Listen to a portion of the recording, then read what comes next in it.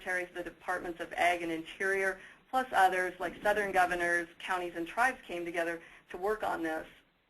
They approved an implementation plan or a 10-year strategy in May of 2002, and then again, you know, we did a review, and I say we as Western governors was tasked to do a review in November of 2004 with our Forest Health Advisory Committee for WGA. We undertook a review of that implementation plan, and our evaluation concluded that even though a lot had been done, there still remained large gaps in fulfilling the goals of the 10-year strategy. And you can see, you know, the implementation plan is really, truly, in my opinion, the implementation plan of the National Fire Plan, and the goals you can see are on the left-hand part of the slide. The main four broad goals of the National Fire Plan are the bottom four: improve fire prevention and suppression, reduce hazardous fuels, which is, you know, not just private lands, but it's also public lands. And restoring forest health and fire resiliency was pre and post-fire, and promote community assistance, which also included biomass. So in this revision that was done in 2006, there really was a need. The outcomes of that review by WGA was there was a need for a landscape-level vision for restoration of forests. There was an importance of promoting fire as a management tool. And I think one of the most important and very critical to the audience on this webinar is that there was a strong call for improved collaboration at all levels of government in this 10-year strategy. And it really comes together when you look at this particular goal and task. To nail it back down, because I have about 10 minutes, I think, James, is what you said, to cover all this. So I'm going to talk fast, and I apologize about that. But again, you can see in this particular task that we wanted it to, you know, wanted this to work at the state level, at the county level, and municipalities, you know, cities, to get involved in making a difference and reducing the risk to their communities. In the 10-year strategy, they had identified collaboration levels and also lead collaborators. And you can see that Western Governors Association is key in there and was listed as one of the leaders in this particular task. And to just you know, speak on behalf of the Western Governors, they care about their communities. They have just recently adopted a new policy resolution in Park City last week that has to do with forest and rangeland health. And again, it clearly identified additional support and implementation of the 10-year strategy. We really want to look at the vast forest mortality, come up with solutions, and reduce the costly catastrophic fires that devastate our communities. So if I can, I'll cover where it seems to me that a lot of the community meetings that I've been in, there was a lot of confusion about how plans fit together. And in that 10-year strategy, there were several tasks that tied to community wildfire protection plans. The first one that I'll talk about here was FEMA, because the Disaster Mitigation Act of 2000 really came on the forefront before a community wildfire protection plan under the Healthy Forest Restoration Act. And so you can see on the slide where that kind of outlined what a FEMA plan was. Again, it was tiered to states, tribes, and local jurisdictions to, you know, identify ways to reduce their vulnerability to natural hazards such as wildfire. It was one of the things FEMA, my understanding is, required that you have these plans in order to receive federal assistance funding for disaster assistance. I know a lot of the pre-disaster mitigation grants and hazard mitigation grant programs, you know, require that the counties have a FEMA plan, these natural hazard plans. Unfortunately, you know, when it comes to the Healthy Forest Restoration Act, they didn't really have the FEMA aspect in it. It was a different focus, and certainly had you know, different requirements and allocation of those funds.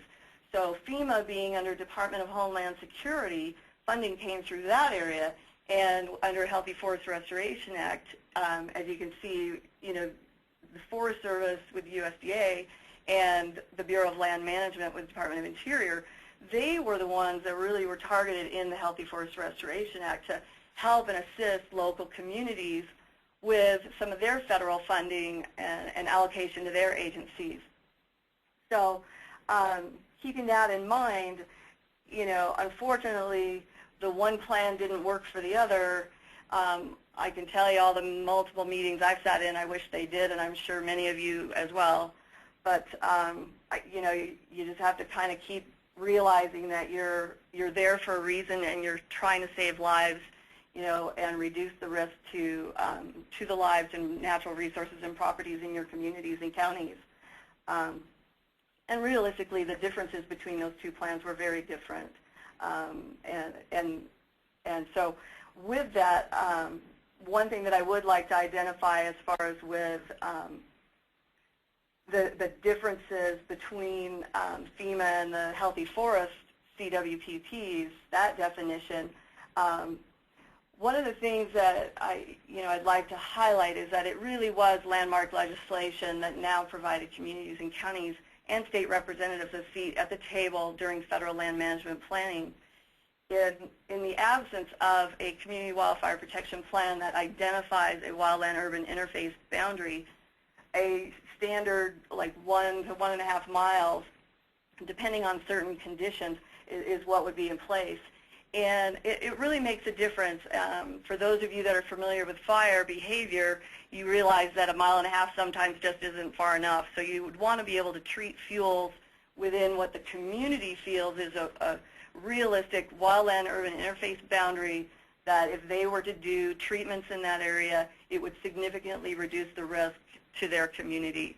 And with that, there were some positive things in the way that I can see that FEMA plans and CWPPs can fit together, even though the national guidance was different than some of the regional guidance on how to develop these plans, whether it be FEMA or Forest Service and BLM and Healthy Forests. There was a way to make these fit together and reduce the time that you spend, with all the planning, because there is some duplication.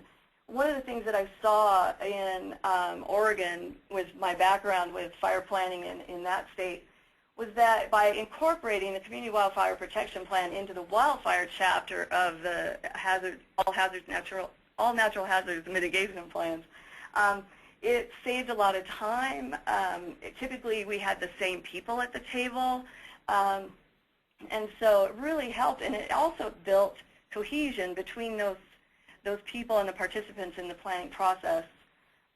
Even though they are separate efforts, what I think really works is by recommending in your FEMA wildfire chapter that you incorporate your CWPP. It also allows for a 5-year review then to update your CWPP.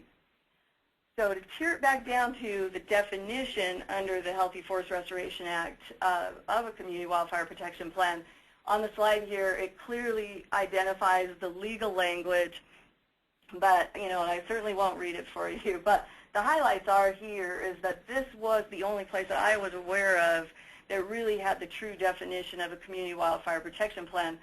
And there's been a lot of guidance to develop one, but this is truly the core definition. And so I really want to take a minute on that.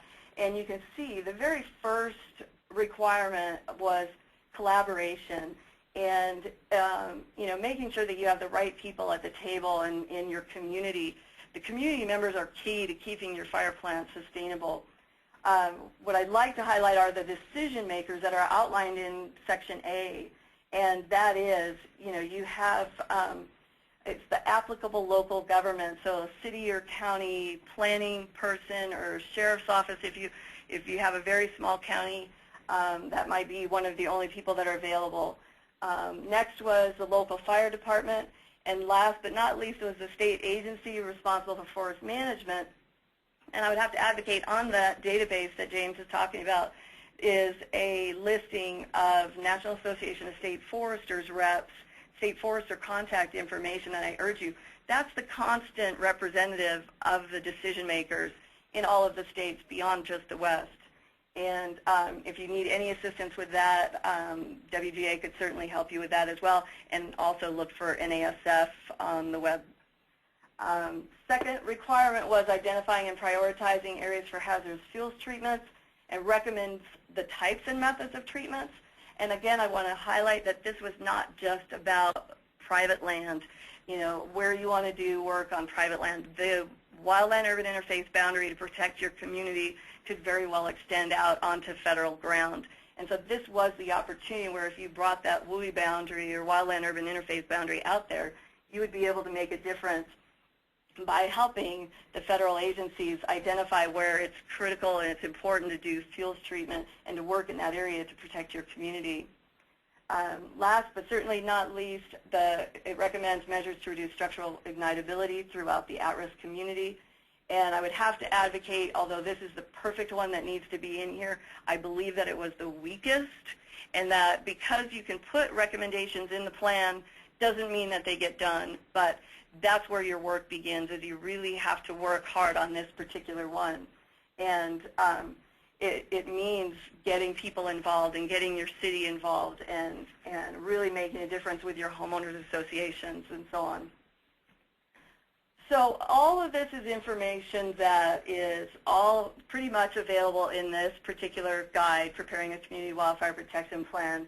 And it is the how-to guide to do a community wildfire protection plan, and it is in the database.